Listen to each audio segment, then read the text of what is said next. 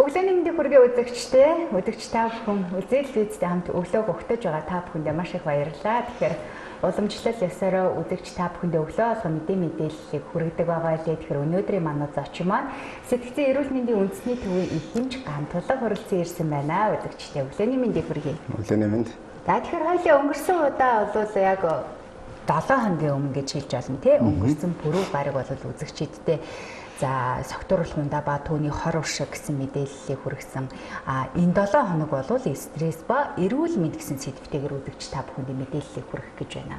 Тэгэхээр стресс гэдэг маань бол одоо хүн болго өөрсдөө мэдж байгаа амьдралын ямар нэгэн үндсүү за тэгээ гадны нөлөөлөл, дотоод нөлөөлөл эсвэл өөрийгөө бухимдуулах байдаг юм уу? Ямар нэгэн хүчин зүйлээс үүдээд өөрийгөө бухимдуулж, бусдад өөрийгөө уураараа илэрхийлэх за тэгээ янз бүрийн төвшнөр илэрхийлэгдэж байдаг хүний бас сан характерын нэг төрөл бөгөөд одоо муу зуршил гэх юм уу те? Ер нь бол тэгж ойлгож бас хүмүүс ер нь бол түгээмэл ойлголт нь юм байгаад байдаг. За тэгэхээр стресс гэдэг зүйл маань яг ер нь юунаас одоо хүчин зүйл гэдэг бол мэдээж давтагдчихгүй хүн дээр өөрөөр тусч байгаа бах. Тэгэхээр ямар байдлаас болж ерөнхийдөө яг одоо монголчууд гэдэг юм уу? За тэгээд насны стрессийн ангиллал гэж бас байдаг тий. 2 настай хүүхдийн стресс синдром гэж ярьдаг. За тэгээ өсвөр насныхан гэд ярьдаг. За тэгээл нөгөө цэвэршилтийн үеийн одоо сэтгэл гээл ярьдаг, төрсний дараа сэтгэл зүй гээл ярьдаг. Энэ болгон бол одоо стресст хамаарагддаг юм болов. Ер нь бол стрессийг ус хаанаас ч одоо авч болохоор юм шүү дээ тий. Хамгийн энгийн одоо жишээ гэх юм бол замын төвчрөл юм. Стресс түлж аюу хэцүү хот бухимдалтай гэж ингэж ярьдаг тий. Тэгэхээр стресс гэдэг маань ер нь бас яг юуг одоо ширлэг ухаан талдаа бол илэрхийлэн томьёолон хилцсэн байдаг юм бол. За тэгэхээр яг стресс гэдэг яг үгнээс нь аваад үзэх юм бол энэ бол англи үг. За яг ингээд монгол дээр утгыг ингээд шууд бариад орчуулахад бол хүчтэл гэсэн утгаар орчуулагддаг. За хүчтэл. Тэгэхээр хүний бие махбод хүчтлийн байдалд ордог ямар эд эрхтэн байдаг вэ гэхээр энэ бол булчинлаг эрхтнүүд гэж үзэж байна. За нэг талаасаа бол хүний ухамсарт одоо шууд захирагддаг булчин. Одоо бидний хөл гарын булчин тийм ээ. Одоо үзүүний булчин тийм ээ. Одоо шинэ биеийн иш эргүүлэхээр ингээд биеэр өдөрд чадчихна юм уу? Ухамсарт захирагддаг нэг хэсэг булчингууд энэ байна. За нөгөө талдаа бол ухамсарт захирагддаггүй булчингууд гэж бас байдаг. Хүний одоо судасны хан байна тийм ээ, зүрхний цохилт, гидсний гөрвөлзөх хөдөлгөөн болон босод их олон булчингууд бол шууд одоо ухамсарт захирагддаггүй. Жишээ нь би өөрийнхөө судасны цохилтыг тоолж үзээд тийм ээ, магадгүй 90 байх юм бол энэ их олон цохилж байна. Одоо би 80 болгоё гэдэг гэх юм бол боломжгүй. Энэ бол автомат зохицуулгатай. Тэгэхээр нэг талаасаа бол хүн стресст ороход бол олон булчингууд ийм чангарлын байдалд орд юм байна. Гэхдээ одоо стрессцэн гэдэг хүний бүх бие ингээд татчихдаг гэсэн үг биш. Цаагаараа ер нь бол ингээд жижиг булчингууд бол ер нь хүчтлийн байдал орж эхэлт юм байна л да. Тэгэхээр стресс тайлна гэдгийг нэг талаасаа бол энэ чангарсан булчингуудаас сулруулах үйл явц юм а гэж бол үзэж байгаа тийм. За дээрэс нь түрүүний хэлсэн шиг стресс бол ер нь тийм хүнд байдаг, бусад амьтанд ч байдаг юм ерөнхий хариу урвал гэж ойлгож байна. Ерөнхий хариу урвал. Тэгэхээр хүн хэлдэг шүү дээ тийм ээ. Хорхоог ингээд хатах гад хүртэл яадаг үлээ атирдаг гэж байгаа маань энэ хариу үйлдэл үзүүлж байгаа юм ерөнхий юм хариу урвал байт юм а тийм ээ. Нөгөө талаас гэх юм бол стресс бол амьдралын салшгүй нэг хэсэг. Одоо стрессээс одоо 100% ангид амьдрах боломж байхгүй гэж ойлгож байна тийм ээ. Тэр хүмүүс ямар гомдол хэлдэг вэ гэхээр ингээд одоо хотод тийм ээ замын төвжирлэгтэй байна, утаатай байна, одоо олон дотор ингээд яаж юм одоо бага цад их олоол амьдраад байна тийм ээ. Эсвэл анги олон хөхтэй байна. Ингээд хүмүүс гаднаас ирцээс хайдаг л та тийм ээ. За тэгвэл тэр хүнийг уулаа ингээд тийм ээ. Уулын мохор таваач гэдэг нь ганцаараа сайхан стрессгүй амьдруулъя гэж бодъё. Нэг хэсэг бол аятайхан байх бах те. Тэнгууд бусаад стресс ч эхэлнэ. Үнтэй ярмаар байна тий. Үнтэй ярмаар байна. Би одоо яах нь би ч юм бас хүн юм байгаа үсттэй тийм ээ. Одоо үзүр үйлчлэгээ үзмээр байна гэдэг ингээд. Тэгэхээр бол амьдралын салшгүй нэг хэсэг. Хамгийн гол зүйл юу вэ гэвэл энэ стрессийн энэ түвшингийнх балансалж юм барьж байх ёстой зүйл. Тэгэхээр амьдралын нэг хэсэг гээд үргэлж бухимдалтай яваад байвал энэ маань бас сөрөг нөлөө болоо явчих жоохгүй тийм ээ. Тэгэхээр гаднаас ирж байгаа тэр ямар ч хүчин зүйл ээж болно. Энэ хүчин зүйлийг бол стрессор гэж нэрлэдэг. Стресс үүсгэж хүчин зүйл гэж нэрлэдэг тийм ээ. Стрессор үүсгэж. Тэгэхээр яг хөө нийтлэг зүйл гэх юм бол одоо нийгмийн талаас үзүүлж байгаа бухимдал бол одоо битээр ярьсан тийм ээ. одоо бухимдал тийм ээ одоо замын төвжирэл байна. За тэгээд яаж нэг завгүй байхад ажил амжихгүй байгаад байна. Их ачаалтай ажиллаж байна. За магадгүй одоо амьдарч байгаа орчин маань тийм цэвэр тогтоо биш байна гэдэг ингээд явчихаа тийм ээ. За дээрэс нь хүмүүс хоорондын стресс маш түгээмэл байдаг. Нэг стресс үүсгэж хүчин зүйл. Одоо хүмүүсч одоо хоорондоо санаа оноо тохирохгүйгээс болоод ам мөрөх тийм ээ. За хоорондоо одоо хэрүүл уруул хийх, харилцаанаас үүдэлтэй тийм ээ. Гэр бүлийн гишүүдийн хооронд, эхнэр нөхрийн хооронд, багш шавийн хооронд ч юм уу ингээд явчихж байгаа. За тэгээд энэний дараа бол юу яригдах вэ гэхээр ер нь туулсан стрессийг бид нар ямар аргаар даван туулах ёстой юм бэ гэдэг асуудал бол гарч ирнэ л дээ тийм ээ. Тийм учраас стресс бол амьдралын өмнөхөр салшгүй нэг хэсэг юм байна. Тийм учраас яах нь би л стресстэй ингэж хүмүүс их бодоод идэг. Тэгэхээр эн чинь сэтгэл зүйн талаас өөрийгөө дахиад стресс оруулаад эхэлж байгаа хөөх тийм.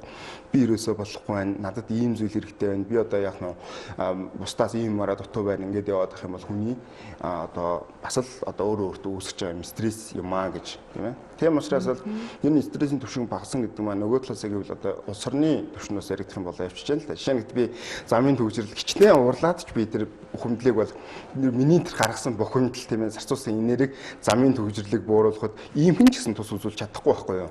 Тэгэхээр нөгөө талаас гэвэл хүлээн зөвшөөрөх гэдэг юм байж байна тийм. Би одоо ингээд сэтгцэн юм шүү тийм. Тэгээд одоо замын төвжирэл хизээ надад их бухимддаг вэ гэхээр яг энэ шууд ярилцлагатай үед яарад явж байхад зам дүжирэхээр хамгийн их надад бухимдал үүсгдэг байхгүй юу. Бусад тохиолдолд бол аль болох цагаа згсүүлээд эртхэн гарахыг бол хичээдэг. За зам дээр ялангуяа одоо ажлын дараа ингээд төвжрээ явж байхад бол тэр хугацаанд тийм ээ өөртөө одоо хэрэгтэй юмыг сонсох байд юм уу ингээд цагаа аль болох үр дүнтэй ашиглахыг бол хичээдэг. Тэгээд яг нь мэдээж зарим үед бол тийм таатай амьдарч төрөхгүй ч гэсэн жирийн хүнээс тийм ээ сэтгцэн юм биш хүнээс арай бага стресстэй болов ингээд бодож байгаа юм тийм. Тэгэхээр энэ бол хүлээн зөвшөөрөхгүй юу. Гэхдээ бид нар бол дуу хоолойгоо мэдээж хүргэх хэрэгтэй тийм ээ. Энэ утааг, энэ төвжирлийг бусад энэ нийгмээс үүсгэж байгаа бидний тэр таагүй мэдрэмжийг үүсгэж байгаа энэ зүйлүүдийг багасгах, арилгахын төлөө иргэн хүний хувьд бол дуугаа хүргэж энийг аль бол багасгахын төлөө бид нар хувь нэмрээ оруулах нь бол зүүн хэрэг юм аа. Тэгэхээр стрессийг бол бид нар ямар ч хүчин зүйлээс бол өөр өөртөө бий болгож болох үйц одоо нэгсэнд одоо юу гэж бас нэг энгийнээр ч гэдэм үү шог байдлаар тайлбарлах юм дээ. Нэгсэнд тэнд явж байгаа зүйлийг л өөртөө авчираад бас нэг наачаад байгаа тал байгаад байгаа тийм. Одоо чи тэр нэг замын төвжирэл бол тэнд бухимдаад ах ямар ч шаардлага алгаш. Хааштай л Монгол улс төвжирэлтэй аль ч зам дээр байдаг тэрийг бүгдээрээ л мэдчихээн. Тэгэхээр бүр нэг юм угийн тайван хүмүүс байдаг шин. Юу ч болж исэн ингээл нэг сууж идэг. За эсвэл нэг жижигхэн нэг хүн уурлахын юм болоогүй байхад бухимддаг хүн бид. Энэ одоо жишээ нь одоо өвлөгдөн үлдэд юм уу? Эсвэл нөгөө суур хүмүүжлээсээ болдгийм болов. Яг энэ тайван хурдан стресстэй хоёр хүний төрөл ер нь яг ямар хүчтэй байдаг юм. Тэгэхээр нэг хүний одоо юу гэж байдаг л да? Авир аран шин гэж байдаг л да. Тэрний юу гэсэн үг вэ гэхээр ер нь хүний одоо төрмөл төр характер гэсэн. Гаднаас биш ерөөсөө метр ген удамшлаар нөхцөлдөж ирсэн юм юу байгаа байхгүй. Тэгэхээр флегматик талын одоо хэв шинжтэй хүмүүс бол их тайван хүмүүс гэж тооцогддог. Тэгэхээр хүний сангвиник, флегматик, холерик гэдэг юм дөрвөн авир аршин бол одоо 100% одоо флегматик юм уу те 100% одоо евро биш холцолтууд байж идэг юм төрөл. Гэтэл флегматик таланд авмгаалсан хүн бол харцангуй тийм юу хүмүүс байдаг байхгүй юу? Таны хэлснээр юм тайван хүмүүс. Юмд нэг бухимдаад байдгүй тийм ээ. Энэ байж л байдаг. Зарим их бол бүр хоцрохгүй дахиж гэсэн яг хайхтар гэж уурлаад бухимдаад байдгүй болно гэдэг. Нөгөө талаас гэх юм бол хүн нас ахихын ирээр юм тиймэрхүү болж эхэлдэг. Яагаад гэвэл нөгөө угаасаа бухимдаад чинь яг нь гарах үрдэнгүй нутцсан олон жилийн туршлагатай тийм ээ. Залуучуудад одоо ингээд амьдралын одоо хүн хэцүүг даван туулчихсан амьдралын ухаанд илүү их одоо ухаанд их тийм хар ухаан сайн суулсан ийм хүмүүс байж байгаа. Тийм хүмүүс бол одоо яг нь бухимдаад ч угаасаа нэмэргүй шүү дээ тийм ээ. Бухимдлаа гэдэг энэ чинь одоо үр ашигтай тал нь юу байгаа юм бэ гэдгийг ингээд мэддэг болсон ийм байгаа байхгүй юу. За нөгөө талаас гэх юм бол амархан бухимдаад байгаа хүмүүс гэдэг маань стресстэй хүн их амархан бухимдах гэдэг тал байдаг. Өөрт нь ингээд нэг стрессээ тайлж чадаагүйс болоод тийм ээ. Тэр стресс өөрт тэр тэгээд хүн тэр юугаа их олж хараад хэцүү байдаг л та. Би яг одоо юунаас болоод стресстэй юм тийм. Би жоохон стресстэй байх шиг байна гэдгийг хүн шууд олоод одоо харахад бас жоохон тийм амаргүй байдаг л та тийм ээ. Нөгөө талаас гэх юм бол тийм холерик талын одоо авир аншинд жоохон давмгаалсан хүмүүс гэдэг маань бол юу байдаг юм гэхээр илүү юм тийм цочмог хариу үзүүлдэг. амархан ууралдаг тийм өөрийнхөө санаан дээр бат зогсдог. Бусдаа одоо яг нь өөрийнхөө санааг одоо хамгаалаад үгээ ерөөсөө хэлийг зүгээ хилчдэг тийм ээ. Тэгэхээр чинь одоо ингээд дөрвөн ингээд хүн сууж л ихтэй нэг нь бол ингээд яг нь хүний одоо магадгүй утсыг аваад үзчихад чи яхаар хүний дураараа хүжээд ин тий. Энд чинь одоо хувийн нууц гээд хүн хэлнэ тий. Бэлгмаадаг хүн бол ингээд хараад сууж ин тий. Сангвиник талын хүмүүс бол их тийм юу хүмүүс үү. Одоо тийм хурдан сэтгэл хөдлөлийн хариур бол тийм бусдаа их найзрахыг яриа хөрөөдөг цоглог ийм тийм итгэвтэй тийм хүмүүс байдаг байхгүй тийм болохоор нөгөө талаас бол энэ хүмүүсийн одоо юу гэж ойлгож болно те тэр авирын аншингаас төрмөл тийм юу байж болох нь нөгөө талаас гэх юм бол хүний одоо зан характер гэдэг бол ер нь бол юу байдаг февр гэдэг зүйл бол амьдралын явцад одоо энэ суралцдаг зүйл байхгүй бий болдог зүйл тийм ээ тэгэхээр ямар хэрэгбэлд эхний хажууд энэ хүн одоо өссөн тийм ээ энэ хүнийг асарч халамжилж байсан эцэг эх нь ямар хувь байдлаар тэр хүүхдэд хандж байсан тэр орчин нөхцөл таагүй байдал үүсгэд ямар хувь байдлаар одоо даван туулдгийг тэгээд бид нар чинь ерөөсөө тэр нөгөө төрж өссөн орчиндөө бий болсон ийм бодгалууд байхгүй юу тийм ээ тэгэхээр магадгүй тийм нэг хэрүүл уруулахтай тийм ээ таагүй ийм орчинд үүссэн хүнд бол хүний сэтгэл зүй гэдэг чинь нэг их айхтар зүйл нь юу вэ гэдэг юм гэхээр тэр үдсэн харсан сонцсон туулсан бүх юмгээд хүний биед яг л ийм компьютерийн програм шиг бичигдчихэд гэж үздэг байхгүй юу? Санамж ингээл үүсээ явж идэг. Тийм учраас одоо энэ өөрийгөө засах нь яадаг байна. Алдаа дутагдaltaй ингээл гэсэн хэрнээ хүн хэдий бодсон боловч засахад их амаргүй байдаг нь бол тухайн хүн зархинд аль хэзээ програмчлагтаад суудсан байдаг. Гэхдээ юм нэг уурлаад байдаг юм яг нөө би бусдад ийм дарамт учруулад байдаг. Найз нөхдөд болоход хэцүү байна. Одоо би ер нь ингээ болох хэрэгтэй юм одоо хичээх хэрэгтэй гэдэг юм бол тэр хүн өөрийгөө тодорхой хэмжээнд засаад авах боломж бол байдаг тийм ээ. Тийм учраас би миний одоо амьдарч байгаа хэм маяг тийм ээ. Надаас хамааралтай амьдарч байгаа миний үр хөвгүүд хань ижилд магадгүй одоо яг нь бусад одоо тэр хүний дагаад ажиллаж байгаа удирдлагын ажилладаг хүмүүст ямар байдлаар нөлөөлж байгаа бэ гэдэг хүн бодож энэ тунгаах юм бол нэгэ засахад илүү гэж. Тэгэхгүй хүн өөрийгөө л бодоод авах тусмаа бол олон асуудлууд яг нь үүсэх нэ тийм ээ. Тэгэхээр амьдрал бол ийм бид нар бол амьдралыг одоо аль болох ийм сайхан аз жаргалтай байлгахыг хичээх хэрэгтэй тий. Гэтэл бусдын аз жаргалаас ингээд хомслаад байдаг тийм ээ. Бусдын аз жаргалаас сулгаад байдаг. Энэ бол тийм таатай зүйл бол биш ээ тийм ээ. Тийм учраас ер нь бол монгол хүмүүс ч юм бол яг ингээд бид нар юугаа ухаад үсэх юм бол ингээд дээш нь ингээд удам өгдөөцөө ингээд үсэх юм бол бид нар чих тайван хүлээцтэй юмыг их тийм ээ долоо хэмжээд нэг удаа огтолдог ийм их хүмүүс байсан гэж их дээр бичигддэг байхгүй тийм. Тэгэхээр одоо бол яг хүмүүсийг тийм омогтой ууртай ийм болсон гэж бас шүүмжлэх тохиолдлууд бол байна л да тийм ээ. Тэгэхээр нэг их том зүйл юу гэхээр Монголд бүх юм болохгүй байх гэсэн бодол бол хүнийг их зовоож байгаа гэж би зүгээр харддаг тийм ээ. Зүгээр л маш өчүүхэн юм дээр тэр асуудал чинь гадны өндөр хөгжлийн оронд ч гэсэн байдаг л асуудал шүү дээ. Дэлхийд дээр бол байдаг асуудал. Гэтэл одоо ингээл тийм ээ амьдарч байгаа улсаа сольчих юм бол бүх юм сайхан болчихно гэсэн нэг тийм өрөөсгөл ойлголт маань хүмүүсийг ингэж авахгүй тий. Жохон юм дээр л дандаа ингэж энд юусоо болохгүй байна ингээд байгаа. Хэрвээ ийм бодолтой хүмүүс их олон байх юм бол энэ асуудал бол хизээж яах нь цэгцрэх аргагүй болно тийм ээ. За өндөр хөгжлийн орнууд мэдээж эднийг зохицуулсан хуульч мөрөөр их чанга атгаад өгцөн байдаг тийм ээ. Хэрвээ иймэрхүү асуудал үүсэх юм бол маш өндөр төрний торгуул дунна. Жишээлбэл бол би бас 2-3 жилийн өмнө Австрал руу нэг сургалтанд 100 хоногор явж ирсэн л да тий. Тэнд очиод найзтайгаа уулзж аваад байж хаад над юу гэж хэлж ирсэн бэ гэхээр хэрвээ Австралд явж байгаад ямар нэгэн осол гарцсан байх юм бол заавал бууж өсөж очиод би тэнд яаж туслах вэ? Юу болсон юм бэ? Яаж туслах гэж асуух хэрэгтэй юм байна л да. Тэгэхээр хүмүүс юу гэж бодож байна? Австрал хүмүүс ямар мундаг тийм энэргүй сэтгэлтэй юм бэ гэж бодож байгаа. Тэнд оны энэргүй сэтгэлтэй хүмүүс байгаа. Гэхдээ хэрвээ тэн зогсоогүй болсон байх юм бол хэдэн мянган еврогийн төлбөрчүүд унд юм байна л да. Зогсохгүй байхын аргагүй. Магадгүй тэрийг анзаарах өнгөрөөд байх юм бол түүний торгуулийн улс дээр яг нь Монгол мөнгөөр бол маш олон сая төгрөгийн тавхул юм. Автоматар нөгөө төрийн болгоно гэдэг юм уу хүмүүст иргэн хүний үүргийг ухамсарлуулж шүү дээ. Зогсоож болох юмнуудыг зогсуулаад өгцөө учраас хүн болгон дагаж мөрдөж байгаа байхгүй тийм ээ. Тэгэхээр юу үзэх вэ гэхээр энэ дэг жирэмд тогтсон байгаа нийгэм бол мэдээж дэд бүтцийн асуудлаа шийдсэн байна. Нөгөө талаар их юм бол хувь хүний хариуцлагыг маш өндөр төлбөрний энэ торгуул дээр суурилсан эдийн засаг санхүүтэй нэрсэн байдлаар ингэж зохицуулсан. Тэгээд мэдээж энэ зохицуулга ингээ явах тусмаа хүмүүс нь бол тийм амьдралын юм төссөн үсээгөө тасан шүү дээ тийм ээ. Тийм учраас бол одоо манайд бас цааш цааштай иймэрхүү зохицуулууд бол мэдээж бол хийгдэх байхаа гэж бодож байна тийм ээ. Тийм учраас яг нэг талаас харах юм бол Монгол орнд амьдарч байгаараа бид бас баярлж явах хэрэгтэй тийм ээ. Өдөр болгон нараа үздэг тийм ээ. Бид нар чи эрх чөлөөтэй тусгаар тогтсон зүйлс орнд амьдарч байгаа тийм ээ.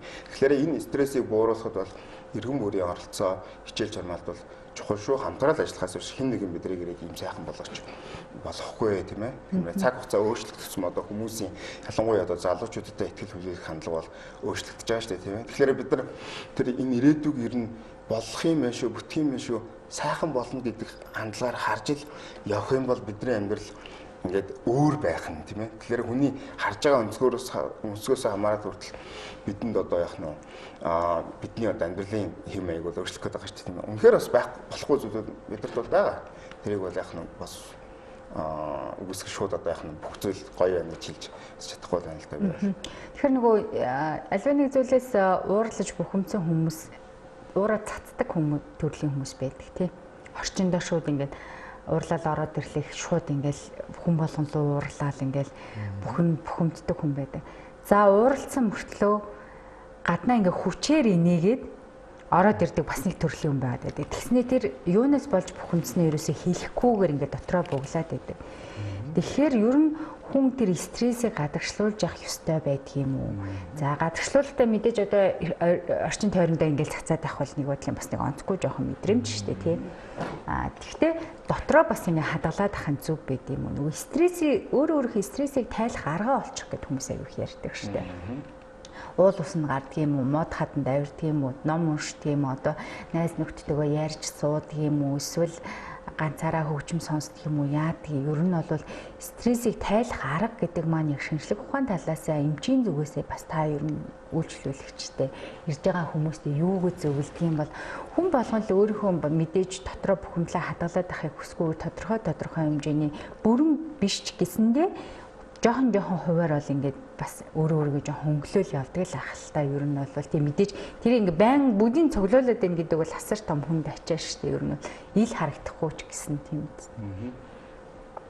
За тэгэхээр бидний зүгт ажлын зүгээс тийм ээ нийгмийн зүгээс гэр бүлийн зүгээс ингээд ирж байгаа стрессийн маань их усрууд өөр байгаа даахгүй. Гэтэл хүн тэрийг ялгаж харж чаддгүй байна л та тийм ээ. Би нэг сонирхолтой зүйл олж уншсан. Одоо сүүлийн үед энэ бяцлаглалын талаарх бас ойлголтууд монгол хүмүүсэд танил болж ирж байна л та тийм ээ. Тэгээд энэ тухай юм буддын бяцлаглалын талаар нэг юм уншиж хагаад Канадад ингээд салбаруудаас ингээд судалгаа аваад үзсэн чинь хамгийн хүнд стресстэй байгаа салбар нь бол замын цагдаа байсан байхгүй юу.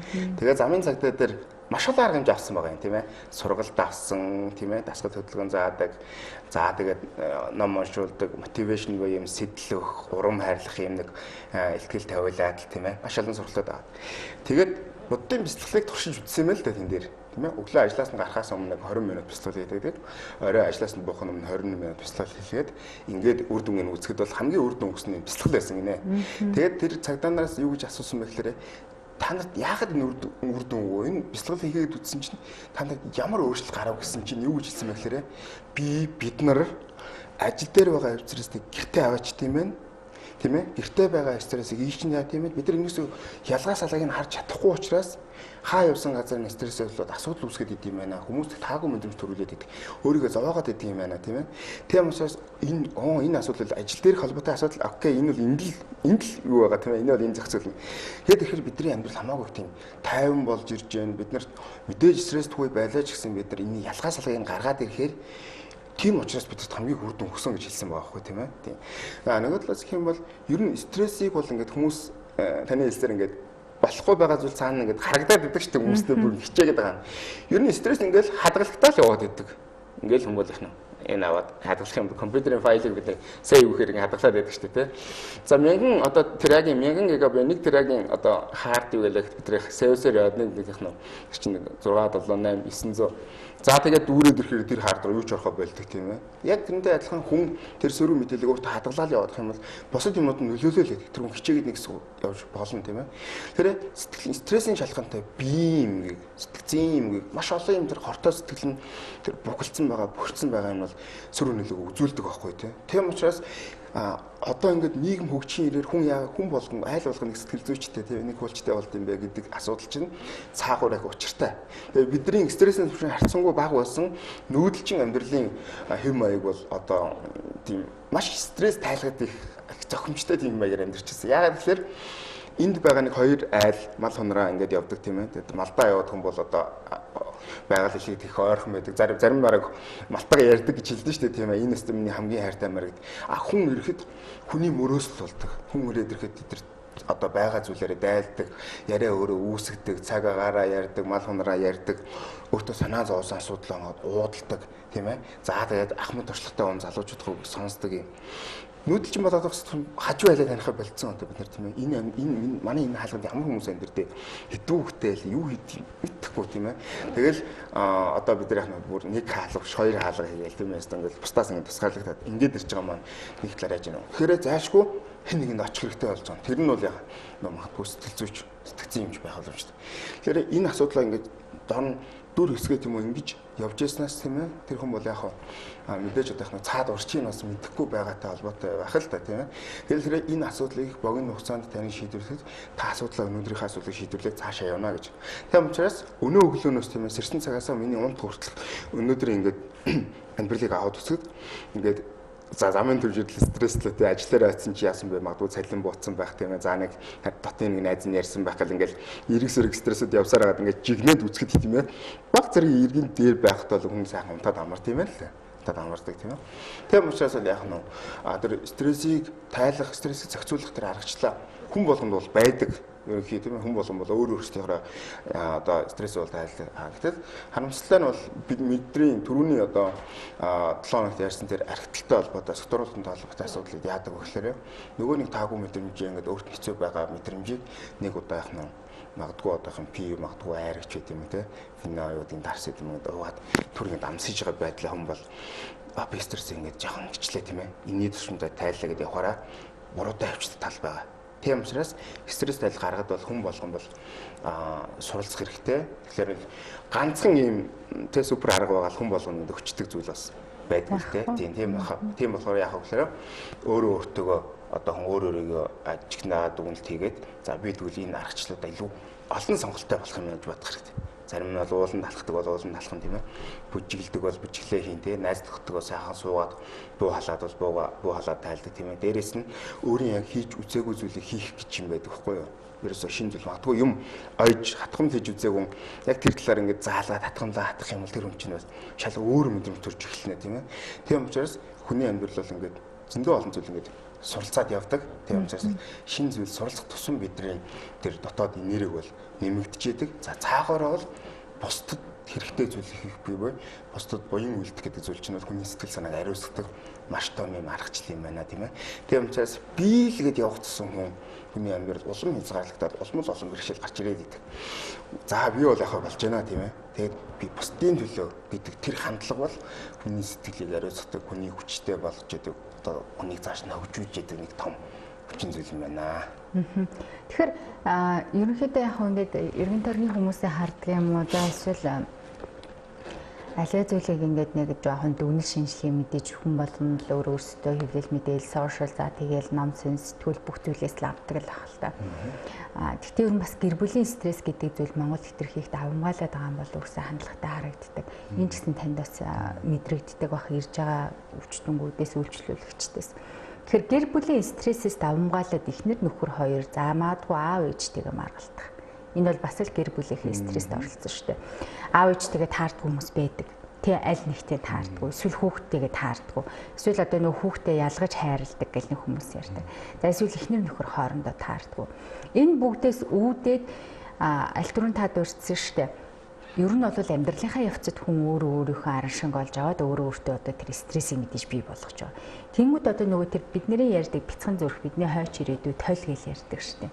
Тэдгээр бяцхан зүрхнүүд ер нь яг энэ стресс гэдэг зүйл хизэнээс бас өртөж эхэлдэг юм бол ер нь бол за энэ ялахын ч одоо юугаа мэддэг юм гэл хүмүүс тэгдэг шүү дээ. Одоохондоо ойлгохгүй би л ийм настай байснаас сандгүй гэл ингэж ярьдаг шүү дээ. Магадгүй бидний хүүхэд том болоод тэдэн настай байснаа ярьж байгаа ч юм билүү ярих ч юм билүү сандгаа ярьдгүй ч юм билүү бид нар мэдэхгүй шүү дээ. Тийм биз дээ. Тусдаа тэр чинь нэг юм тарих яваад байдаг. Тусдаа бие бодикал яваад байна шүү дээ. Тэгэхээр тэр бяцхан тархинууд хизэнээс эхэлж стрессдэж ингэж бухимддсан бол одоо бид нар хамгийн ойрхон жишээ тэр юм авъя гэхээр үгүй гэл тэгэнгүүт уйлдаг хөвгтүүд байдаг. Тэгмэд юм авъя гингүүт яах юм бэ? Миний охин өөр юм авсэл миний өөр юм аав гэл тэгэнгүүт за гэл ингэ явдаг. Бас тэр жижигхэн гэлтгүү ялгаа салгаа маш их харагдчихийдэг тийм. Тийм. Тэгээд бид нар одоо нэг туслая гэдэг нэг юм төслийн хүрээнд яг энэ хүүхдүүдтэйгээ хэрхэн яаж харилцах юм гэдэг тийм багцчлалыг бол ингээд бэлдсэн байгаа тусгаалan. За тэрэнд бол манай сэтгцийн эрүүл мэндийн үндэсний төвийн одоо ажилтг анагаахын шилжүүлэх үндэсний сургуулийн одоо сэтгцийн нэгний багш ганц цэг гэдэг багш маань бол яг тэрийг судлаад өөрөө бичлэг хийгээд тайлбарлалт хэмжээлүүд байж байгаа. Би хүртэл тэр надад их шинэлэг санагдчихсан л да. За би бол шууд ингээд яг гэр бүлийн одоо зөвлөгөө өгдөг тийм их туршлагатай бол биш л дээ. Тийм ээ. Гэр бүлийн чиглэлээр ажилладаг хүмүүс бол тустай байгаа тийм ээ. Зүгээр яг хуу ер нь бодгод болно шүү дээ. Тэр хүүхэд бүрэлдэхээс өмнө ч гэсэн одоо ингээд бяцхан зөрхөдөө төрөх гээд бидний юу гэдэг вэ те хүний бол сүнс гэж байдаг гэдэг те хүний төрөл төрөхгүй явж байгаа магадгүй одоо юм нэг бяцхан зөрхнүүдийг ирэхээс өмнөх аав ээж бие махбод чинь одоо өөрөлд нөхцөл байхгүй те тэр хүн фундамент стресс байсан юм. Тэр хүн ямар хөө эрүүл мэндэд яаж анхаард хоорондоо ямар харилцаатай байдгийг те ер нь бол хүний эхийн хөвлөд хүүхэд бүрлэж ихсэн цагаас эхлээл тэр бүх стрессийг мэдэрч эхэлдэг. Одоо бодъё л да тийм ээ. Хүүхэд ихийн хөвлөд хөдлөөд эхэлдэг үед ингээд ээжнийг ууралсан үед бол хүн чангарчдаг тийм ээ. Тэр чи яаж юм бэлхээр тэр ихийн хөвлөд байгаа хүүхэд бол тэр стрессийг мэдрээд бултнаа чангалж байгаа байхгүй юу? Натураад энэ чангараад байна гэдэг тийм ээ. Тэгэхээр хүүхэд ихийн хөвлөд бүрсэн цагаасаа ирээд тэр чинь аль хэзээний мэдрээд эхэлчихдэг. Яагаад гэвэл хүн зөнгөөрөө тийм нэг зөм гэж юм байна төрмөлтэй. Зөнгөөрөө энэ хэлж байгаа үгний тэр утгыг ойлгохгүй ч магадгүй. Гэхдээ дууны хүчтэй дууны өнгө тийм ээ тэр тааламжгүй мэдрэмжийг бол тийм үгүй гэдгийг чинь аль хэзээний мэдрэх тийм мэдрэмжтэй төрдөө. Тэг яг одоо энэ жоох юм ч одоо юугаа мэдхүү гэдэг маань юу гэж хэлж байгаа юм бэ гэхээр тэр одоо онгоцны хар хайрцаг гэдэг бичигдэж штэ тийм их нарийн програм бичигдэж байгаа үед харсан сонсон бүх юм тэр хүүхдийн аль хэзээний мэддэг болсон байдаг хүүхэд бол. Тийм учраас бол яг хүн болгон хүүхдийнхаа дэргэд тэр болж өгвөл тийм ээ хүүхдийнхаа дэргэд тэр таагүй юм альвал харуулахгүйгээр мэдрүүлэхгүйгээр сонсохгүйгээр өсгөл тэр хүүхд яах нь эрүүл юм сэтгэл зүйтэй хүүхд байж нэ. Нөгөө талаас гэх юм бол хүүхдтэйгээ тийм сайн ингээд ойлголцдог тийм хэв шинж эцэгчүүд байна л да. Магадгүй таны түрүүнээс те одоо энэ юм ахвал гэхээр нөхөө энэ чинь одоо яах нь дараа болёо тийм ээ саяхан зөндөө одоо бэлэг авсан эсвэл чихрэг хийцэн учраас хоёлын нэг дараа болъё гэд заа ээжээ гэж байгаа маань тэр хүүхэд нэх бууж өгöd гаж бас биш л дээ те ээж аавтайгаа энэ тохиролцож чадж байгаа байхгүй те тэр хүүхдүүд чиг айхдаг шүү дээ өөрийнхөө хүснийг биелүүлэхийн тулд янз бүрийн арга хэрэглэж үзэн те магадгүй одоо яах нь уйлахаар нэг юм аваад өгсөн хүүхдүүд энэ өстэй боломжийн арга байна шүү те дараа нь нэг уйлчий гэдэг тэгээд өмнөхөөс илүү чанга уйлан дараагийн удаа те тэгээд ингэж дийлцээрээ бод нэлээд их дураараа хүүхдтэй болсон дээр одоо яана гэдэг эцэгчүүд асуудал үүсгэх байхгүй тий. Тийм учраас хүүхдтэйгээ тэр нөхрөлцөх үгүй гэсэн юм дээр нэлээд ингэж яах нь амархан бууж өгөх байхгүй нэг юм хэлчихэд дараа нь буулт ийсэн бол дараа нь яах нь дийлсэн бол дараа нь эцэг их нь яах нь баг зэрэг буулт хийж хоёул ингэж тохиролцсон. Тэг хүүхдтэй сайн за минийх удаа хоёлоо тохиролцсон дараагийн удаа дээш нь ингэж чамд юм үзүүлнэ гэдэг ийм харилцаа өртлөх чухал байд юм байна л да тийм ээ. Тэгэхээр ер нь одоо тэр орчинд өсөж байгаа хүүхдүүд бол эцэг эхийн тойл гэж бас хэлдэг гэхдээ хүүхэд бол хэн нэгний 100% хуулбар биш байдаг гэдгийг аюулс ойлгох хэрэгтэй. Цоош нь хавираар нь шинтэй, цоохон энэ характертай, магадгүй тантай ойлголцох байгаа тэр хүний буруу бол биш шүү дээ тий. Тэгээ бодохоор хүмүүс хоорондын тэр бүтлэн, хоорондын тэр асуудал, гэр бүлийн асуудал, магадгүй тэр төрөл садны хадмуудын юм асуудал гэдэг зарим тохиолдолд аюул хэцүү асуудал байдаг байхгүй тий. Хүн би болохгүй байгаа юм байна, буултыг би өөрийгөө өөрчлөе гэж бодсон цагт энэ харилцаа наашлах хандлага гарахаас биш хүний хүчээр чи одоо тэр хүнд сайн бол гэд ятгаад ч юм уу зэ магадгүй яах нь цохиж зодоод ингээ хүлийн зөвшөөрлөх асуудал багтаа штэ тий. Тэгэхээр ямар өгдөг ураг төрлийн холон дээр уух усны ойрон дээр гэдэг тийм ээ ийм хүртэл үг байд юм аа гэд. Тийм учраас бол яах вэ гэхээр хамтарч амьдарч байгаа эхнэр нөхөр хоёр баг залуугаасаа эхлээд үерхэж нөхрөлгөөсөө эхлээд энэ амьдралд бид хоёр хамт суралцъя. Миний амьдралын юм яг чам таархалгүй бид тэр өөр орчинд өссөн энэ одоо амьдрал гэдэг юм урт удаан аялалд хоёлаа яах нь мэдээж хэрэлдэг маргалдах юм гарна хэцүү бэрхшээл тулгарна зөндөөхон олон сайн зүйл тохиолдлохыг хоёлаа яах нь хүлээцтэй байж бие биенээ дэмжиж зарим талд буулт хийж хоёлын амьдралыг сайхан туулна шүү гэдгээл маш ихнээсээ л ойлголцох хэрэгтэй. Тийм ингэсэн тохиолдол яах нь шинэ нүдээр тэр өнгөрсөн амьдрал үтсэн тулсан бол хамаагүй биш ээ тийм ээ. Тэр бол яг нэг битэрийн суур юм байна. Инээс цааш ойл хамтдаа гэр бүл гэсэн ийм дахиад нэг том суурь хэлж штэ. Цаашин зүйл эхэлж байна гэдгийг аюулсаа ойлгох. Гэтэл хүмүүс өнгөрсөн дэх нүдэрээ одоо байгаа нөхцөлөө хараад байдаг. Энэ угаасаа ийм хүн гэж ярьчих тийм. Тийм тэгэхээр ингээд хараад эхлэх тусмал асуудал үүсч эхлэх байхгүй тийм ээ. Тийм учраас амьдрал гэдэг бол Life Science University энэ бол маш том их сургууль хоёлаа ингээд гар гараасаа бариад орж ийна. Маш хэцүү сургууль шүү тийм ээ. Зөндөө олон биедээ халт өгөн тийм ээ. Нэг талаасаа гэх юм бол яг нь хичээлийнхаа дүнгуудыг цалгалтаа аваад дүнгээ сайх юм бол аз жаргал бэлгэлнэ гэдэг нүдээр л харах юм бол хүүхэд төрлөө эцэг их болж үзээгүй цоош нь асуудал дахиад суралцах хэрэгтэй болж байгаа. Энэ ийм өргөн хүрээнд харж үзэх юм бол хүний амьдрал бол яг нь маш олон одоо зүйлийг даван туулах тийм сэтгэл зүйн тэнхээтэй болоод ирнэ. Тэгэд би нэг анцтай хүн мэдээд эхэлдэг. Ийм зүйл үгэд миний хань, миний одоо найз залуу, найз эмэгтэй тийм ээ. Тэгэл болтгоо шүү гэдэг учраас за энэ үед би дуугаа авах хэрэгтэй юм байна гэдэг.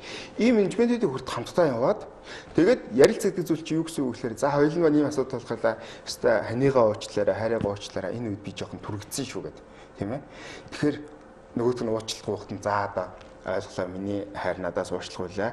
Одоо дараагуудаа ч гэсэн би энийг даван болгоход бол ингэж хүчтэй уурлахгүй шүү, гомдоохгүй шүү гэсэн ийм юм явах гээд байна л да тийм ээ. Тийм учраас бол сэтгэл зүйн боловсрол гэдэг зүйл чинь бол одоо хүн өөрөөрөө таньж мэддэг тийм ээ, бусдыг таньж мэддэг гэдэг энэ том нэг юм ойлголт байгаад л да. Ойлгоход тийм амархан биш тийм ээ. Тийм учраас яг нь бид нар бол амьдралын бол суралцагч нь байна тийм ээ.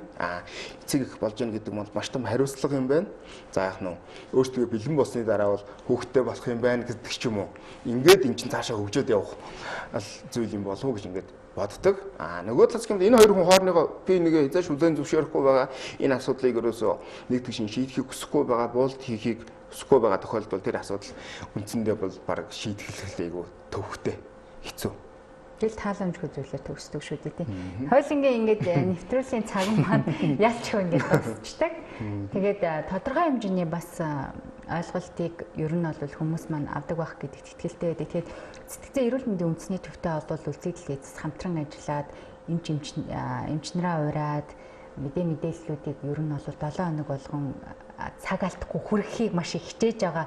Нэг ч гэсэн 7 хоног алдчихгүй юмсан гэсэн үүднээс ер нь бол маш их хичээж байгаа. Тэгээд 7 хоногийн болгоны пүрэв гараг за хөдөлгч юм лөө миний би сэтгцэн эрүүл мэндийн үндэсний төвийн эмчнэртэйгээ ярилцаж байгаа гэдгийг бол үзэгчид маань сайн мэдэж байгаа хаа. Тэгэхээр өнөөдрийн сэдэв маань стресс ба эрүүл мэнд гэсэн сэдэв байлаа. Данч нэвтрүүлгийн цаг маань цаанаасаа одоо тогтсон байдаг учраас бол битэрийн ярилцлага маань ингээд дуусаж чадсангүй үзэгчтэй. Тэгэхээр эх 7 хоногийн пүрэв гарагт бас нэгэн сонирхолтой сэдвэр болон өөр нэг зочинтой гандлага эмчтэр маань бол ярилцъя гэж бол бодсон байгаа. Тэгэхээр тийм өнгөрсөн 7 хоногийн одоо нөгөө согтууруулах ундаа ба хор уршиг гэсэн сэдвээ үргэлжлүүлэн эх 7 хоногийн пүрэв гарагт үзэгч та бүхэндээ бодит амьдралаас өөрийгөө хэрхэн өөрчилсөн бэ? Тэрхүү одоо зүйлээс өөрийгөө яаж хэрхэн даван туулж өнөөдрийн би өөрийгөө бий болгосон бэ гэсэн зоригтой нэгэн эр хүнтэй болол хоёр зочинтойгоо студидтэй пүрэв гарагийн өглөө үзэгч та бүхэндээ угтах болно үзэгчтэй. Тэгэхээр эх 7 хоногийн пүрэв гарагт сэтгцэн эрүүл мэндийн үндэсний төвийн ихэмж гандлага маань ирэх нь бас нэгэн одоо эгэлгүй нэгэн баатар маань ирэх нь байна гэж ойлгож болох нь байна. Тэгээ бидний урилгыг хүлээн авсан танд маш их баярлалаа. Өглөө хамтдаа өгсөн танд ажлын амжилтыг хүсье. Өнөөдрийг аяд тухтай стрессгүй өнгөрүүлээрэй. За баярлалаа. Тэгээ өнөөдөр бол одоо манай албаныхын ингээд нөгөө шинэ жил бол тэнд хамтдаа нэг юм хоол идээд ингээд инжилийнхаа шинжилгээг тэмдэглэж байгаа тийм бид нар сайхан яаж хөөрэ тийм учраас өөрөө жоохон бэлдээд нэвтрүүлэгтээ бэлдээд ингээд ирлээ тийм ээ. Тэгээ яг энэ үзэгч телевиз нэвтрүүлэг үзэж байгаа маш олон хүнээс би яагаад ингэ нийгмийн эрүүл мэндийн чиглэлд ажиллах их дуртай байдаг вэ гэхээр олон мянган хүний толгойд нь нэг мэдлэг гэрэл асаах мотив өгөх хэрвээ асааж чадчихвэл ингээд эн чинь маш том сайн үйл миний одоо мэрэгжлийн маань бусдад туслах чадах тийм ээ хүрч чадахын нэг боломж байгаа. Тэгээ тэр боломжийг олгож өрсөн үзэл телевизийнхаа одоо хамт олон бол би их баярлж байна. За баярлалаа. Тэгэхээр танай хамт олонгоос өнөөдөр шинэ жилээ сайхан тэмдэглээрээ өнөөдөр бас мэдээж стрессгүй байх юм байна гэж ойлгож байна тийм. Тэгэхээр өглөөг хэрхэн та өөрөө яаж өгтөх вэ гэд хүмүүс ярьдаг. Тэгэхээр өглөө та сэрээд өөрөө өөртөө сайхан бодлыг бий болгоод сайхан инээмсэглээд орноосоо буугаад ажилдаа инээмсэглэж ороод өдрийг сайхан өнгөрүүлээрээ үзэгч та бүхэн.